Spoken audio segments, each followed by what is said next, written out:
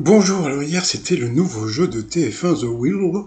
Donc The Wheel ça veut dire la roue. Alors c'était une grande roue de 12 mètres avec des invités, avec des candidats, etc., etc. Alors il faut savoir que d'habitude, eh bien Arthur a plutôt de bonnes idées dans ses concepts d'émission et là il a acheté un format en Angleterre. Bon, qui doit très bien marcher en Angleterre, sauf que est-ce qu'en France ça va marcher? Alors franchement, moi j'ai commencé un petit peu à regarder, puisque bon, comme j'ai une chaîne de jeux, donc je m'intéresse un peu à tous les jeux, et je vais vous dire franchement, je pense que j'ai pensé la même chose que beaucoup de gens, c'est que bon, eh bien, tu mets les 12 coups de midi, tu mets une grosse roue ou un beau décor, bah voilà quoi.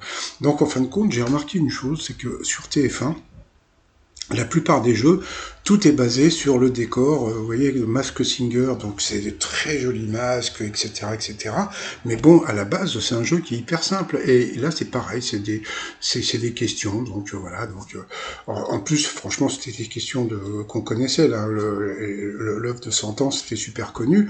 Donc bon, je veux pas dire du mal. Alors qu'en pensent les internautes? Alors il y a un truc qui m'a beaucoup fait rire, vous allez voir. Donc, la plupart des gens pensent comme moi hein, que c'était super lent. Voilà, c'est vrai que c'est très lent. C'est-à-dire que, oh là là, Manon qui dit à part ça, je regrette la lenteur du jeu. On approche des 2 heures du jeu pour 15 questions posées. Le concept est sympa, le plateau très cool.